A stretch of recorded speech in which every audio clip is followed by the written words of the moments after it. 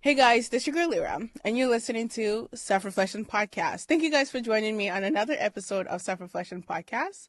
I hope and I pray that this podcast episode finds you guys in the best possible state that you could be for yourself in today. And if you're not doing so well, I want to encourage you in this moment to create some time to do some self-reflection like always. And if you are not able to handle the emotions that you have going on by yourself, please go out, reach out, get that support that you need. You know what I'm saying? Like I said, always, you cannot do it by yourself, right? Nobody can live this life alone or by themselves. You know, we need people. We're social human beings, right? Or social beings that need interaction, you know, and especially when you're struggling with your mental health, you need that support. Get it.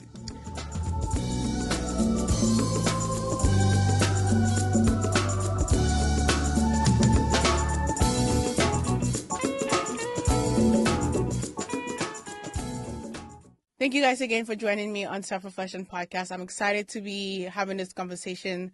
You know, today we have an amazing guest on Self-Reflection Podcast. Funny story, actually. Before I introduce him, we have had an interview before, y'all, and that interview went missing. So I'm excited to run it back. So please help me welcome Big Klef. Hello. Yep. How you doing? Good. Thank you for joining me on Self Reflection Podcast. I'm Definitely. excited that you are back on the couch with me. That part. Yeah. You have to give it a rerun, you know? Yes. Before we actually get into this conversation, I want you to just please reintroduce yourself to our friends and family members out there that don't know you yet or would like to get to know more about you. All right, bet. So I go by the name Klef, singer, songwriter, sound engineer, producer, student of the game, and Afrobeats ambassador to diaspora. So yeah, that's Big Klef for you, all the way from Niger Delta, Nigeria. Hey, okay. I'm excited. Putting the resume out there. You have to, man. You have to talk your stuff, you know? Yeah. Okay, so you are in the Bay Area right now, Yeah. and I know a little bit about your story because we had a podcast episode already before. But before you moved to the Bay Area, can you give us a little run about your time in Nigeria? So pretty much grew up in the Niger Delta, southern part of Nigeria, for those who don't know where Niger Delta is. Born and raised in Warri, the city of Warri. Grew up there for like most part of my life. Went to high school in Nigeria as well before I came out here to the Bay Area. Yeah. But like towards the last year of my high school years, I kind of like dived into like social activities in school, you know, like was in a music class. And that's how I kind of like dabbled into like doing music. Mm-hmm. It was more like a poetry thing, you know, like just writing poetry with like my friends back then. One of my homies named B Race. Mm-hmm. He's currently in South Africa. He's a rapper too. So just doing that for fun, just having fun with it. And then over time, I went for like a competition, Yeah. a music competition, and won a generator as my first, as a second prize winner. That was when I just kind of locked in and felt like I was just gonna do music for real. And I was like 15 at the time. Oh, wow. Yeah. You knew that early. Yeah, super early, yeah. So, okay, before we even get into the conversation, Yeah. knowing that early, how do you feel like it shaped your path to you actually continuing to do music? Like, did you ever think about something else? Because I feel like a lot of pro athletes, right? Especially those that their parents notice that they're good at whatever they're doing. They kind of just keep them in that like space and like let them keep doing it. And that's why they end up becoming pro. No, I was, music was just a personal thing. My parents was not, you know, they were like my mom especially was not, it was not something I would bring up and be like, oh, I want to be a musician or anything. It was just like, as a kid in Nigeria, of course, like education, go to school, you know, be a doctor, be an engineer and all that stuff. That's the idea they push. So music is just something I found on the wayside personally, and it was not something I was showing to people. Yeah. I would secretly go to these competitions, and my dad wouldn't even know about it. You know, most of the time, I'll be part of these social clubs. We'll do like song rehearsals. We'll do like little cover performances. just privately. It wasn't nothing I would tell my parents, you know. But then at the time I had started school, so I was quote unquote trying to be a computer engineer. Mm. So I went to this school called Modena University. First year, first semester, I think like after the first semester, that's when I like left Nigeria. Yeah. So like my main goal was actually okay. I like music. I'm doing music on the side, but now it's like I'm about to be a computer engineer. That was like the focus as far as like going to school because that's what my parents at the time wanted for me. And then also again, I wanted to do what my dad did for a living. Mm. But I think it was just more like my own thing going on in my head. But it's like, yeah, music was not the main Focus. focus at the time. Yeah. Yeah. So I found it on the wayside. Yeah. I know a little bit about the journey on how you came here, but do you want to share about that little with the lottery The and just lottery system. yeah. Yeah, man. So for the most part, so at a time when I was in school, so before I went to school, I applied for Visa Lottery because Hmm. when I graduated, I was just bored, didn't have nothing to do, so I was just like pretty much hanging out, and like being a random like little kid in the streets, like we was just chilling. I couldn't go to university at the time because I was too young, and my parents would not let me go too far at that young age, even Yeah. if I had graduated high school. So out of curiosity, I went to it was like a browsing center, what we call a cyber cafe. And I was actually applying for something else. We would just go to the browsing center and do like Yahoo chat and like try to like chat with like random people around the world, like Yeah. for fun, like at that time Yahoo was not even a thing. Like it was just people would just go out of curiosity and try to make friends, try to like, use Yahoo chat Hmm. messenger.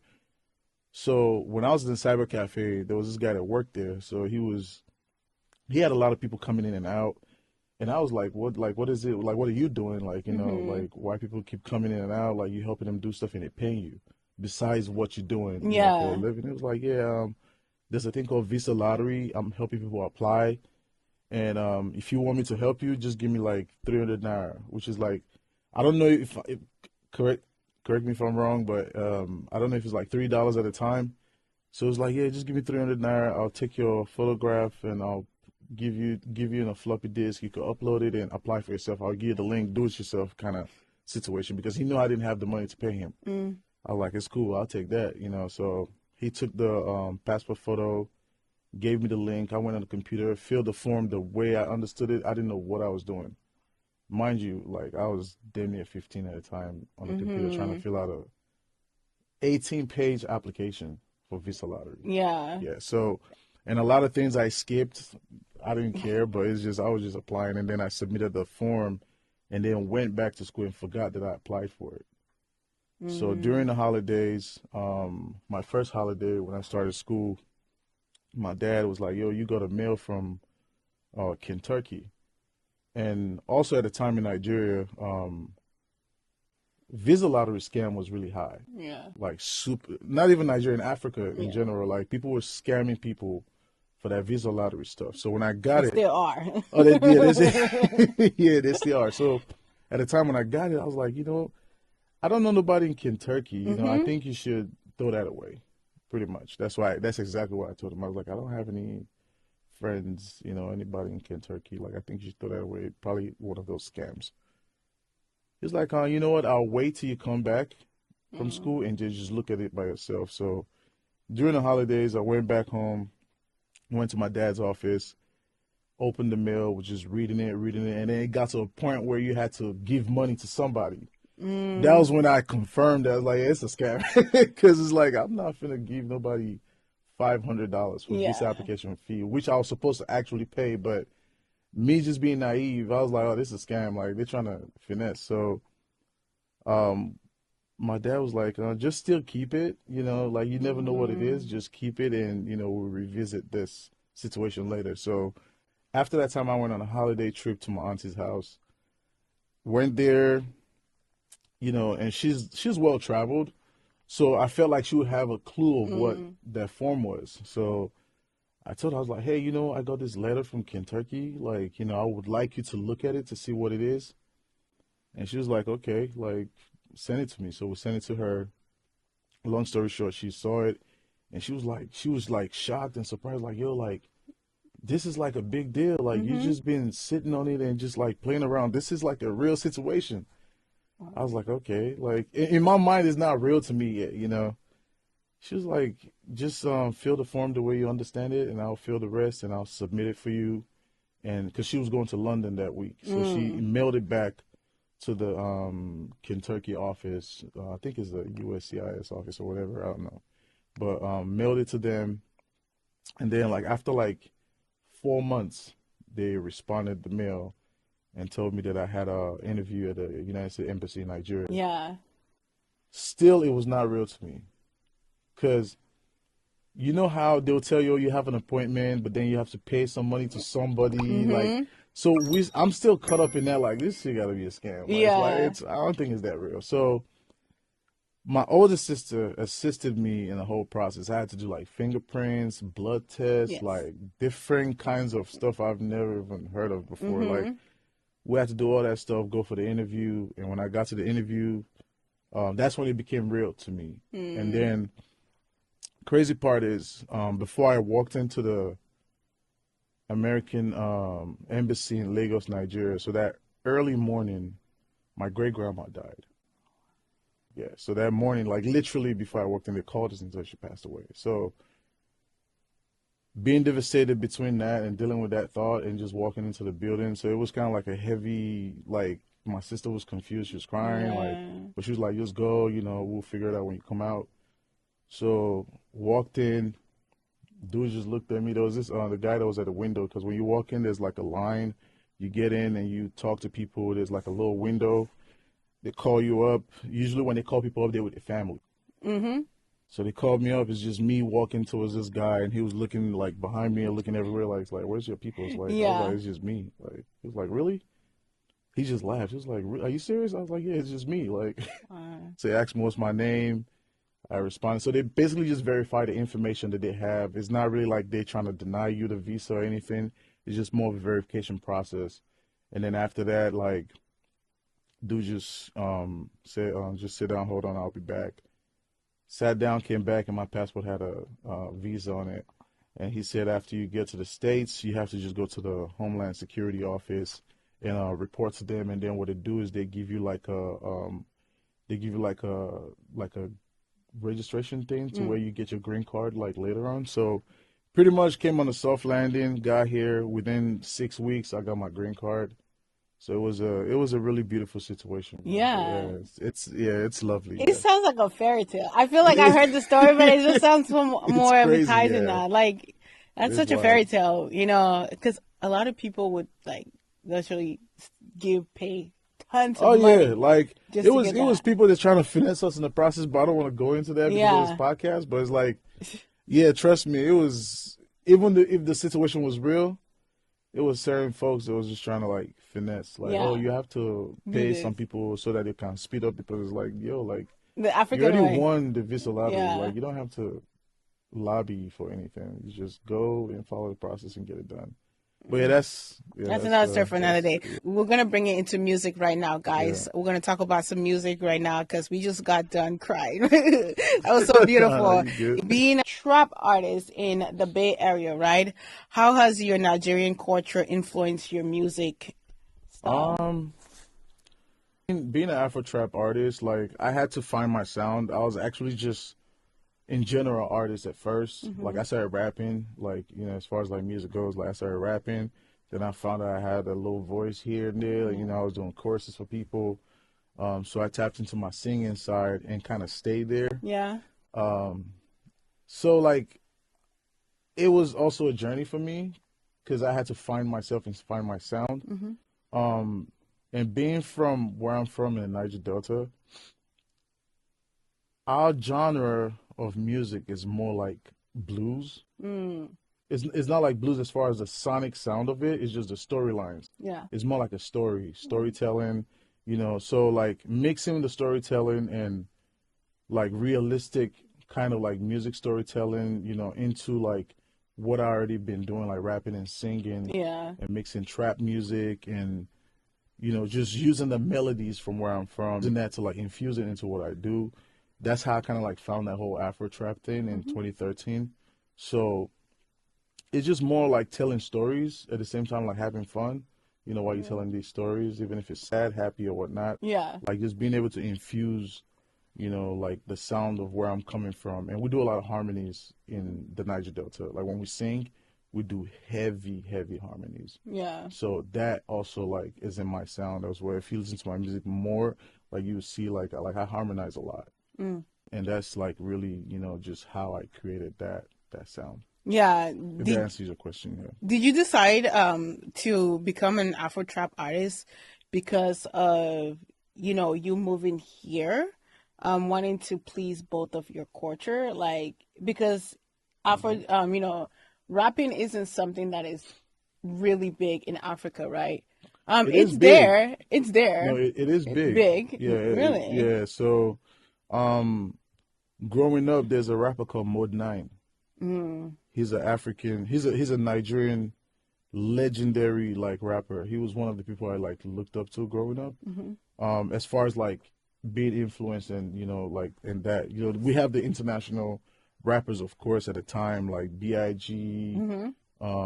like Big Pun, Fat Joe, like White Klef, like people like that. But the thing is, at the time, Mod 9 was like one of the best MCs in the whole of Africa, and he was like he could stand toe to toe with any American rapper you put up. So Yeah. hip hop was really big, and I was buying his album consistently when he put it out. Yeah. Until today, we still like follow each other on social media and stuff. But yeah, like so, music, and this is the thing, right? Music is really not about pleasing any kind of audience or whatnot, because I make music for myself. Like 9 times out of 10, if you listen to like most of my songs, I'm not trying to please anybody. I really just make music for myself. And if you happen to like it, that's beautiful. Yeah. And the moment you start making music like that, you see it from a different angle. Like, because I like to have fun. I'll be outside, I'm emotional too. Like, you feel me, be in my feelings. Like, I love hard, so it's like I like to write love songs as well. So it's like, it's really not a thing of pleasing people. It's just a thing of putting your personality into music. Yeah. And as an individual, you're not going to be always sad. You're not going to always be the party guy.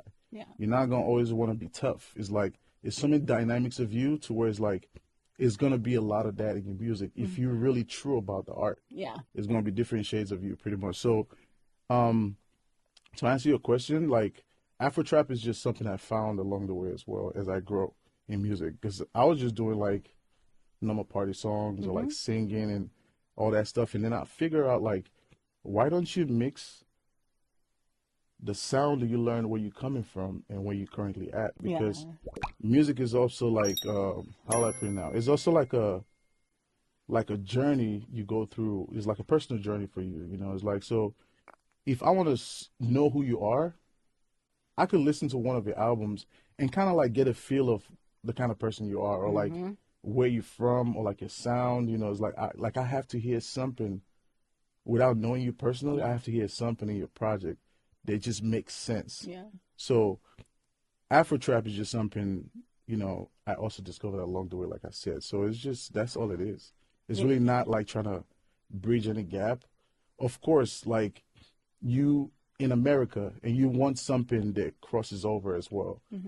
But you're not making it solely because of that reason that you want both sides to, because I still speak broken English. Yeah. There's people in America that don't understand broken English. Like, yeah, it's like, so, but it's just, you have to do what works for you first. I love that. When you're talking, I can hear what comes to mind is the authenticness of your creation, right? Being authentic to yourself. And, I think that's something that I feel like, especially in today's society, we don't know how to be authentic to ourselves, right? Yeah. Because of how social media is, and we want to be able to please, Pressure. everybody. Yeah, and that is one of the reasons why I stopped having a social media manager, because it's like, I can't just want to please everybody else in the world without wanting to create from my heart, right? Because yeah, it's crazy. Creating is like one of those things that it comes from the inside, right? When it comes down to Afro-Trap, right, going off topic here, do you feel like you pioneered that music in this Bay Area? As far as Afro-Trap or like Afro beats? Afro-Trap. Like, I created a sound in 2013, so I would say I'm the only Afro-Trap artist out here in the Bay Yeah. Area. But if anybody makes that sound as well, like the reason of making something is not to gatekeep it. Yeah. It's also good if, if people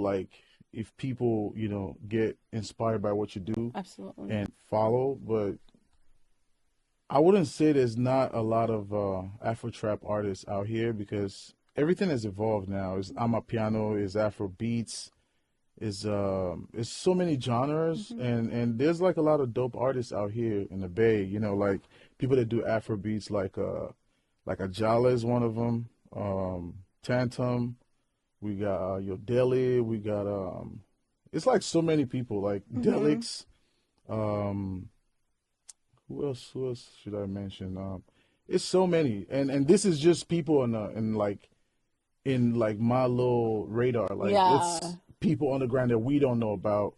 They also make Afrobeat in their own way, but they're just in a different space and operate in a different, different environment, I guess.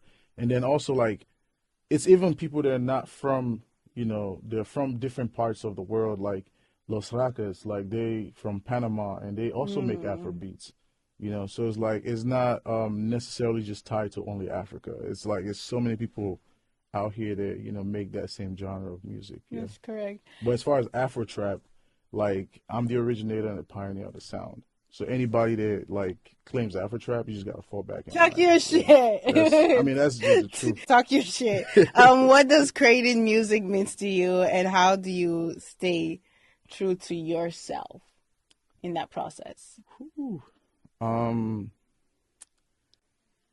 Creating music and being true to myself. Like I just feel like when you create music, that's why I have a lot of collabs. This is another thing. I don't overdo it. If I feel like I've spoken my piece in whatever song I'm recording, I'll have somebody else jump on it and be like, hey, like I'm not finna, if I talk more than this, it won't make sense. Yeah. So it's like you might as well feature somebody or just make the song hella short. And if you listen to some of the songs I do, it's always like that. It's like if I feel like, okay, I think I've talked my shit enough on this record, so I'm gonna just keep it like brief. And then if I see somebody who relates to the record and could get on it, it's like, hey, put a verse on there. It's like, so it's just one thing that I do. And then also it's like, I tell people like, don't forget to live.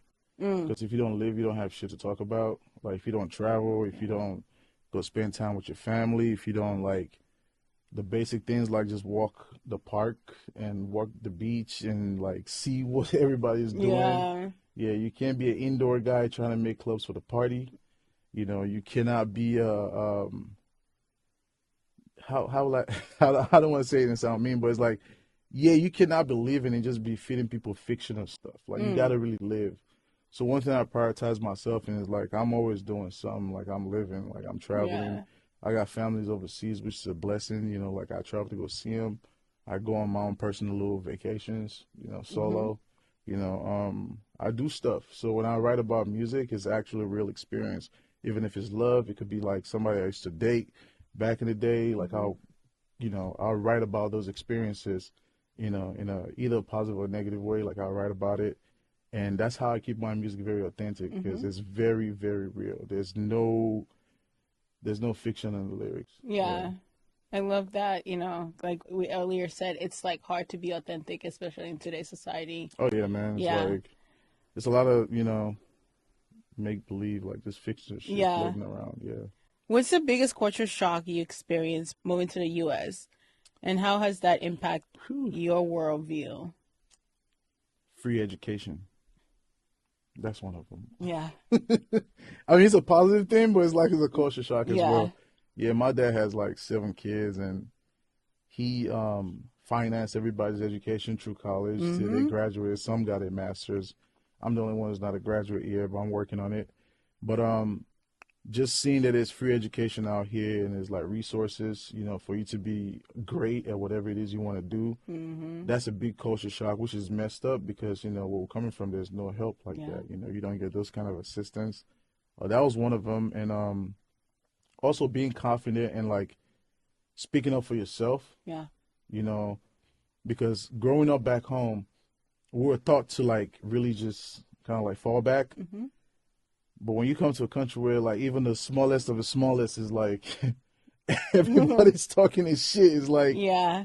you know, it's a huge culture shock. Like we look at it as being rude back home, but like out here, it's like, yeah, you have to be like that because if you're not like that, you're just gonna be a pushover, and the world is gonna finesse you. That's all it is. Yeah. So those are like the two main ones I could think about right now. But besides that, nothing else. But yeah, that was mostly the free education part. But yeah, How did that change your war view? Like just knowing that you could come to a country and they give you free education, yeah. and the kids can be talking to like their adults and don't have to say auntie, mom, and the You wake stuff up in the that. morning, you don't have to tell anybody good morning. Yes, you don't have to say Yeah. anything. So I feel like that kind of changed my worldview because, you know, back home, I feel like our leaders got to do better. You know, they got to do way, way, way better because there's money in Africa, Yeah. whether you like it or not. You know, and there's so many things they need to. Some of the things we call our norms is just really bad. Like Oh we yeah. gotta like switch them around. Like really just make new policies to like really help people. You know, in different parts of the world. I don't know how it is in other places I've never been to, but I know like for a fact Africa needs to like encourage like younger people to like really. I know they're doing that now compared to back in the day, but it's like people are speaking up more now, which is good. You know, people are speaking up more and people are taking college education serious. You know, and I feel like our government should do better at, you know, funding college, you know, Yeah. people's college degrees and stuff. You know, instead of a scholarship system, have like a system in place where, you know, automatically people can actually go to school and if they drop out due to their own default, like that's that's uncontrollable. But it's Yeah. like they should just have the chance to be able to have that opportunity at least. Yeah. Because back then when I was in school, right, there's a thing called bursary.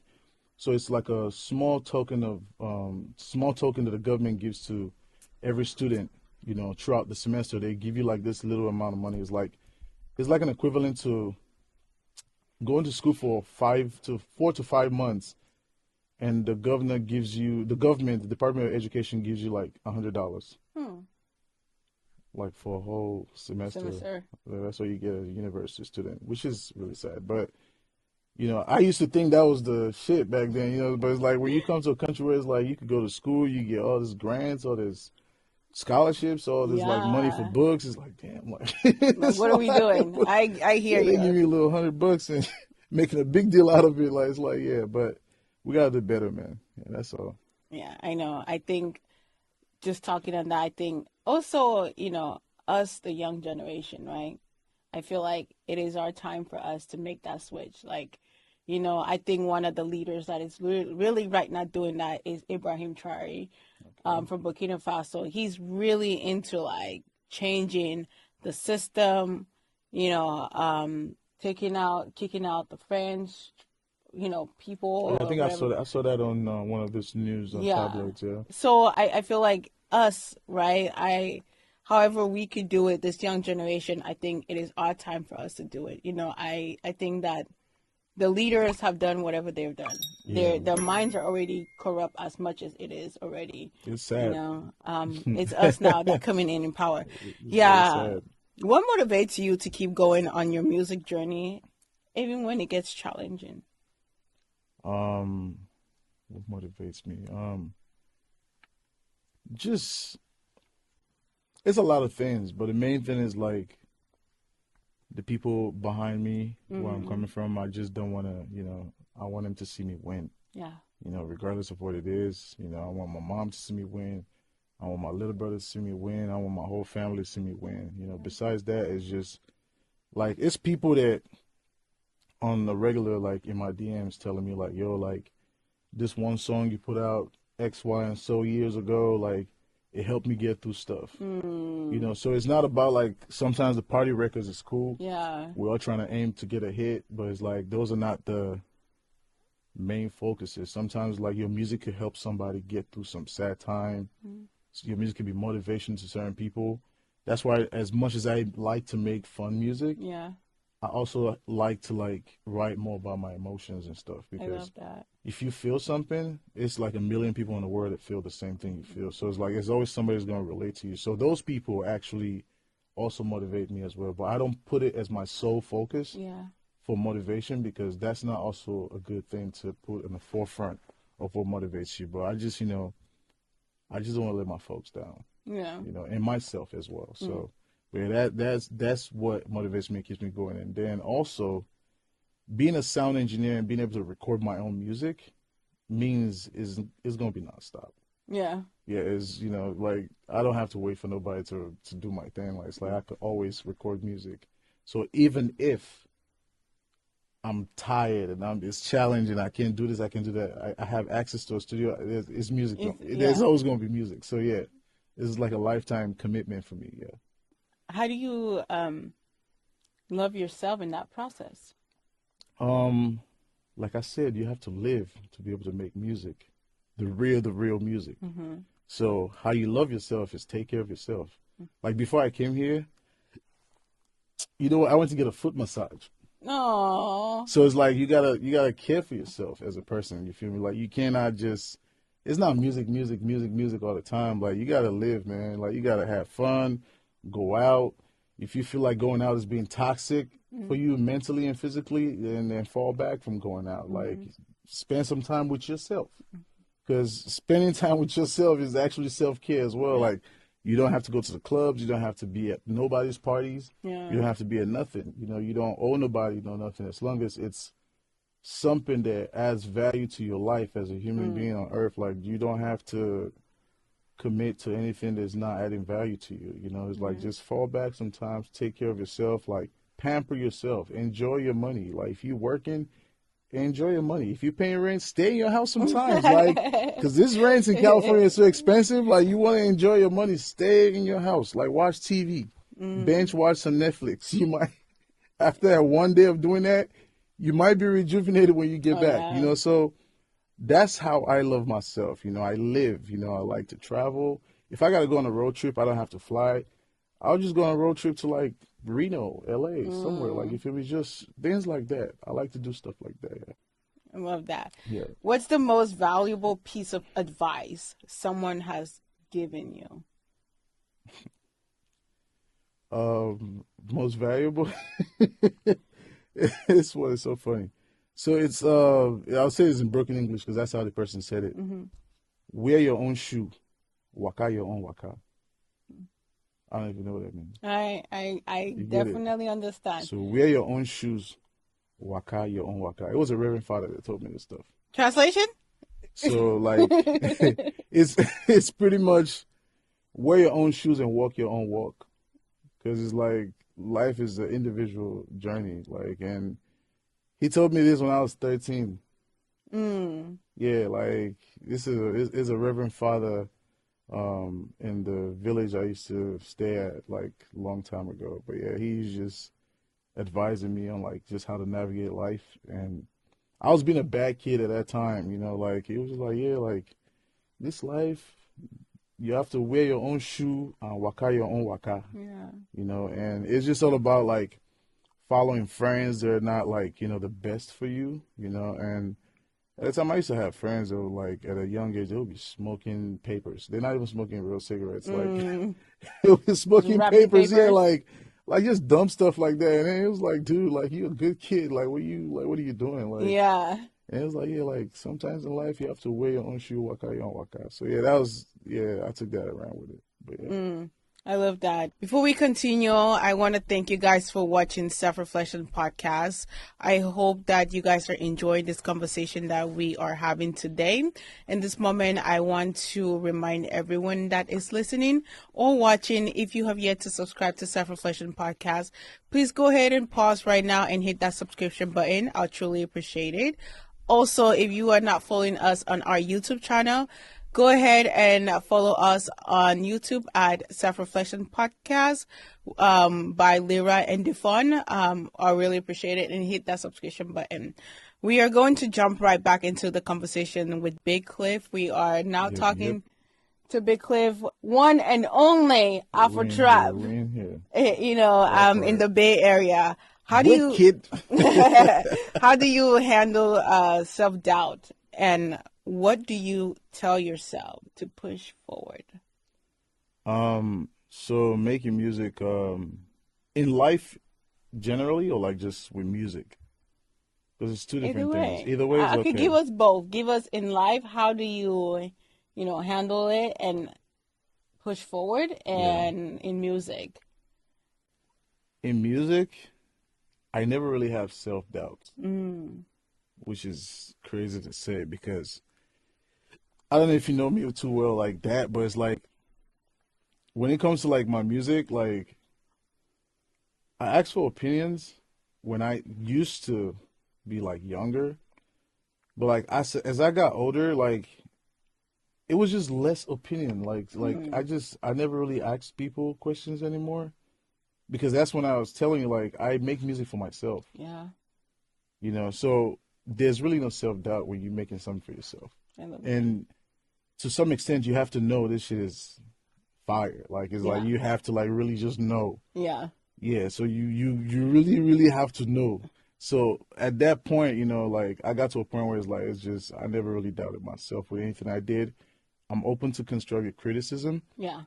but I also have to understand that everything in life is opinionated. Everybody's just from the outside looking in and Mm-hmm. telling you stuff. Yeah. You know, they were not there when the beat was created. They were not there when you was paying for music videos. They was not there when you was paying for the promotion of the song. Mm-hmm. So they don't really know much. They just give you advice. So with music, zero self-doubts.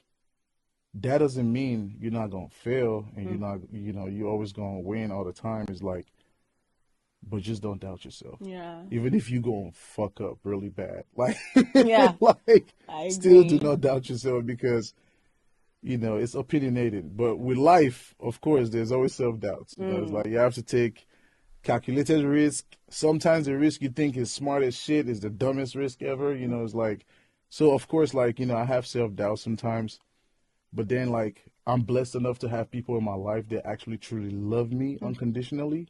So like I tap in with those people, talk to them, like they give me advice on how to move forward, and how Yeah. to deal with certain things. Like I have my oldest brother, who's a great, great person in my life. He's like my dad without being my actual dad. It's like, so he's one of those people I actually tap in with. My oldest sister, the same thing. Like I have a godfather, like in Nigeria, like we talk once in a while. And I have really good, like good, genuine friends. Mm-hmm. I'm talking about friends that never, the friendship was never based off of what they could get out of me.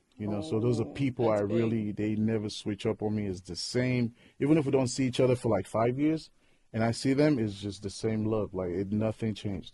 So when you have those kind of people around you, you would have self-doubt as a human being, but that kind of just helps you navigate through that. Yeah. Yeah. I want to ask you, because that's big especially for men, right? Because men don't have that type of bond a lot. So, how did you guys like build that relationship? Is being like the easiest way to explain that is just in life, I learned that you just cannot be a knucklehead all the time. And there's certain people you have to listen to. No matter how big or mighty you think you are, there's certain people that would not steer you wrong, and you have to recognize that super early and really focus on that. Like I have friends in London, South Africa, who was friends back home when we was kids. It's like these are people that I actually know, you know, even as far as like the smallest detail, like they'll point it out to me like, hey bro, like this is not, it's a no-go. Like, Yeah. it's like they would let me know. And then like you also have to be able to be smart enough to recognize that. Because if you friends with this based off of what you can achieve from them, you will be blind to see those kind of qualities. That's because true. it's like it's transactional friendship. It's not friendship based on like this person genuinely loves you and they want the best for you. They damn near will put you first before themselves. So growing up, like I was just lucky to have those kind of friends. It's like if life is going sideways, like I could always talk to them and they would give me like the right answers. If I'm trying to do something as far as like music related, like they'll tell me, like, hey, like it's not a smart decision. Yeah. Like you should do this instead. My older brother was always close because when I first started making music, he was the one that convinced one of his friends to come to our house to teach me how to play piano.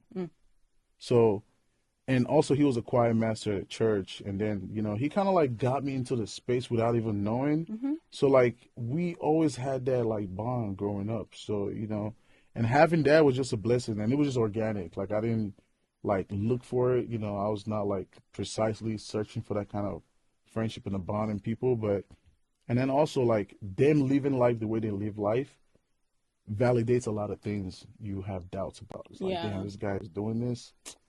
He must know what he's saying. It's like, so it's like leading by example. If that's pretty much what I'm trying to say in a nutshell. So yeah, like they were just leading by example. Like they show me like, oh, I'm not just gonna advise you. I'm gonna do it, and you see, like this is what it is. It's like, so yeah, that's how it created the bond, man. And just like always tapping in with your peoples. Like even if it takes you a while, you're dealing with life, find time to tap in with people that never, ever, ever switched up on you. I believe our next question is, what is your top 3 all-time favorite artists and why? Whew. Fela Kuti, Oliver the Cook, Nate Dogg. It's a weird combination, but yeah, there's like they're in my top 10, but I'll pick those as top 3 for now. Okay. But it changes. My top 3 changes all the time. But it's around the same top 10. Okay. Yeah. So Nate Dogg, he's just because he's great at singing hooks, and I really resonate with his sound. Like growing up, I would always listen to his album. I don't know why. I would just always listen to it, even if I didn't understand the lyrics. At a time, like I would always listen to Nate Dogg, and he's one of my favorite of all time as far as like hip hop musicians. Oliver Cook, because he was like one of those guys back then, was just like super fly Eastern high life musician. Yeah. And he was just dope. Like he was just, you feel me, like his swag and just everything. Like growing up, like just watching him was like, damn, like who's this guy? Yeah. Like, he's just super cool. Like I ought to be like this guy. So yeah, Oliver Cook was that guy, man. He played the guitar. Like he was one of those, like I would consider him like the Afro player. Like he was, yeah, like you feel me, like drip, like consistent with a drip. You feel me? Yeah. So it's just, he's like the Rick Ross of high life music. So if that makes sense, like the whole like old school Mercedes, like big mansion, he was that guy that started that kind of vibe. But he's more like an Eastern musician, which is close to where I'm from as well, because that music is huge where I'm from, like the Igbo music. Fela Kuti, of course, for obvious reasons, he's the king of Afrobeat. So for you to make African music, you have to study his sound as well. Yeah. Like there's no way around it. Yeah, there's no way around that. You gotta really study Fela's music if you really want to be an Afrobeats artist. Yeah. There's a song by him that is in my mind right now. I know be gentleman at all. I'll be African man. Original. So yeah, Fela Kuti is that guy, man. So yeah, those 3. But I have like a list of like a couple of like goats, you feel me, that I really go to when it comes to like sound and really like listening to as far as like my favorite of all time. Yeah. Yeah. Okay, before we go back to that question, I want to ask you, I know there's a lot of talk in the US, right? And I was on TikTok one day, and there was this conversation about like Afrobeat is an American genre. Afrobeats? Yeah. Afrobeats. It's an American genre. I don't think so. I think Afrobeats, to be honest with you, I don't even like to speak about stuff like that because it's a lot of controversy behind it. So it's like my thing is with with Afrobeats, I think it's a UK thing. I don't think it didn't start in America. I think it's a UK created word, but not the genre though. Yeah. I think it's just like the genre got so big, they had to look for a way to group everybody, and they just named it Afrobeats. Because inside Afrobeats, you have all the other, I feel like everybody's separating themselves now. Some people are doing Afro Soul, some people are doing Afro Fusion, some people are doing Alter, some people are doing like Afro Dancehall, like, I don't know it's like, so Afrobeats, I think, is like back then, everybody wanted to be categorized on that umbrella because it was getting big. But as time went on, everybody was trying to find a way out of it.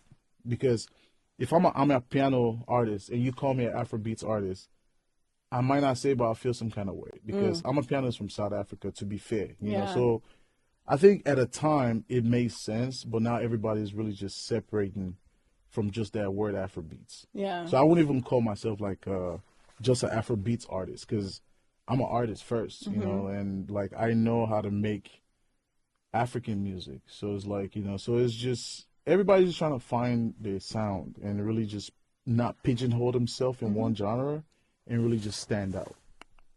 So, but it's not Afrobeats was not created in America. No. Yeah. Yeah, no. That's super impossible. Do you UK think? is the mecca of Afrobeats. Do you think, as you mentioned earlier, do you think rap was created in America as well? I would say yes. From my knowledge, I might be wrong, but yeah, rap was created out here for sure. Hip hop. Let me not say rap. Yeah, hip Hip-hop, hop. yeah, it You was think hip created hop here. was created here? hmm Okay. Where do you think hip hop was created at? In Africa. Whew. Hmm. I mean, you know, you Central might West have, Africa, to be precise. but this is the thing, right? You might have Or your, West Africa, I meant to say. West Africa. you might have your reason and your definition and your studies about that, but it's like, in general, the world knows that America is the headquarters Yeah, that's of rap music. Like, you're gonna have to do a lot of explaining to make people like see your reasons. And you have to come with like valid, like real research and valid statement, you know, to make people want to believe otherwise. So yeah. I would say it was created out here because the first hip hop song I ever heard was from an American artist. I never heard any, like, the first hip hop music I was listening to was not like an African artist. Yeah. Yeah. And we always emulate American rappers.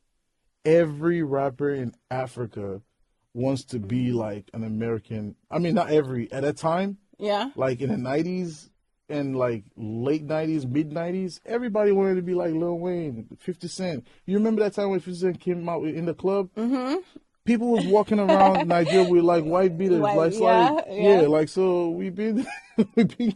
That's a culture that from- was pushed onto us, though. I think, just like they say, It's popular culture, man. break dance was created in the Bronx. It wasn't. No, it was started in Africa. Yeah, that started in Africa for sure. I can say that for sure. You can Break say, dance like, in Africa, yeah. a whole lot.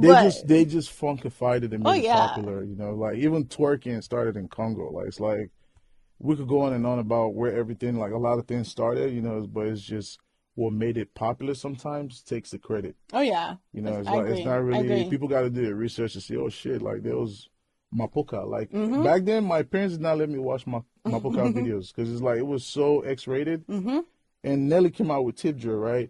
And people thought that was X-rated. I was like, yo, you've not seen like Mapoka videos. Those are like literally the soft porn back then. Like it's like you're not allowed to watch as a kid. Like, Yeah. but we know it exists, but we just never. Yeah, so different things originate from different places, Sha. As an artist, as we come close to this conversation, as an artist, where do you see this journey going for you? Where do you see your career heading? Yeah, I see it's only up from here, to be honest. You feel me? Like, I have plans, you know, things I wouldn't say in detail, but I have plans to like divert into a lot of things that I've not really tried before. And, you know, it's only up from here, to be honest with you. Yeah, like I have a whole game plan of what I really want to do with my music, work my catalog, because I have a lot of music, you know, so my plan is just to, you know, scale from what I have going on already. So Yeah. it's always going to be going up. And future collab, one big one. I wouldn't want to say, but I would just say this though. Like I have a EP that I'm working on with Mr. Fab called Afro Bay. So we already like 3 songs in. Wow. We are finishing the project this month. Probably this month and next month is gonna be done. Also working on my album, After Hours, which I'm dropping before the summer. Yeah. Besides that, like just working on more music, you know, Just work with one of my boy Tayshawn like recently. He's like he's an artist from Florida, but he's based out here now in the Bay. Really dope guy, R&B singer. Just been working, man. You know, I just stay working on new music and trying to really work my catalog and also like making music for movies and TV shows, you know, so just trying to get in that as well. Yeah. I love that.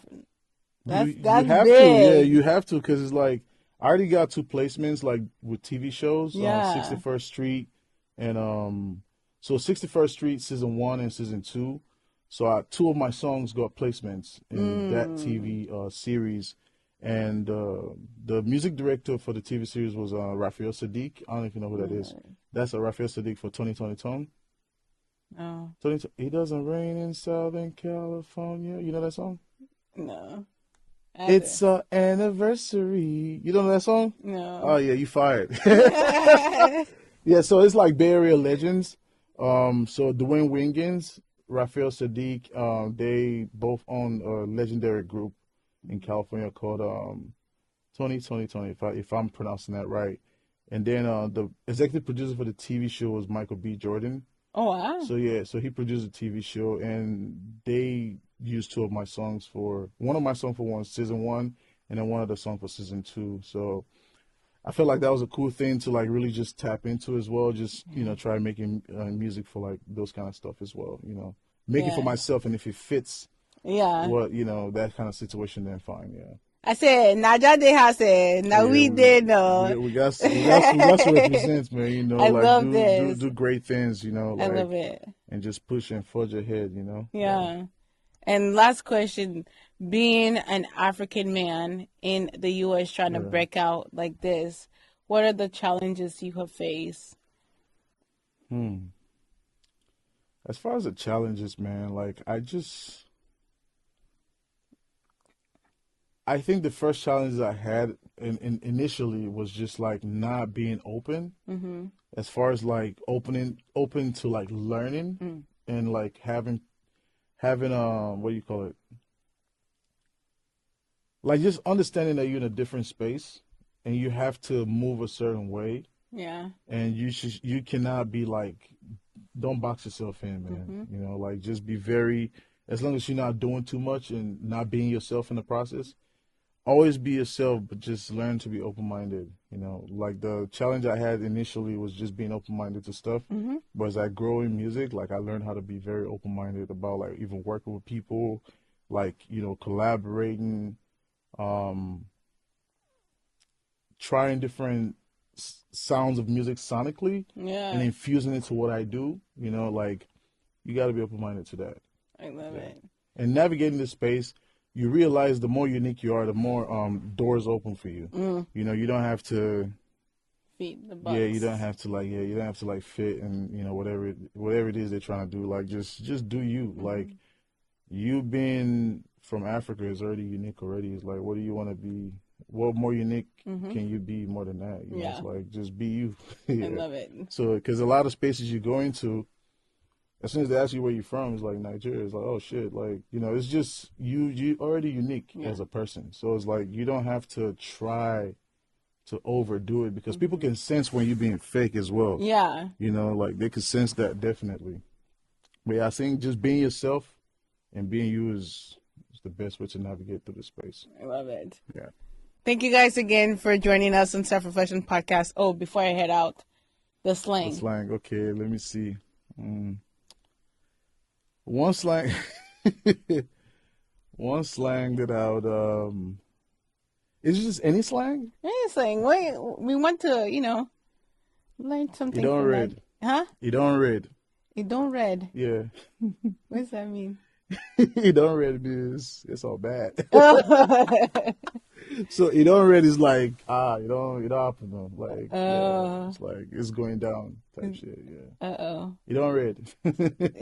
When I go rub a bag, you just like, Oh, don't yeah, read. don't read. No, not you. Not gonna be the one saying it. Whoever you rob, let me tell you, boy, you don't read.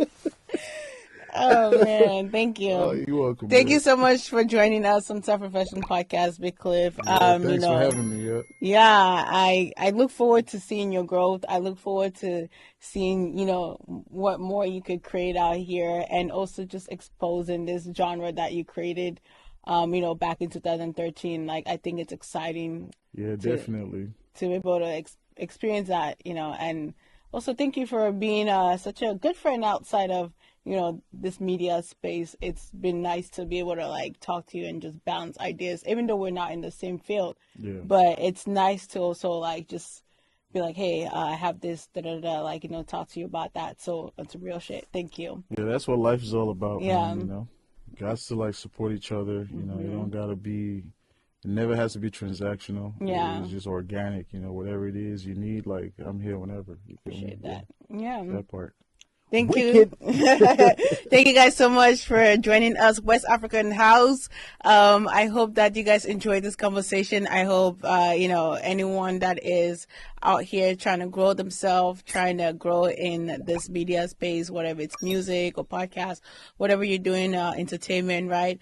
I hope that you continue to go on that journey yourself and, believe yourself. Like Big Klef said, don't doubt yourself, because there's nothing to doubt as long as you're creating that authentic content that belongs to you and it comes from within you, right? Any final words for our friends and family? Stay prayed up, man. Believe in yourself, cancel self-doubts, live, enjoy your life. Stay at home sometimes, turn up sometimes, but most importantly, love yourself. Peace. Thank you again. I hope you guys enjoy this conversation. Take care of yourself, love yourself, be kind, and be gentle with yourself. Until next time, you're listening to Self-Reflection Podcast, and this is your girl, Lira. Ta-da! Peace.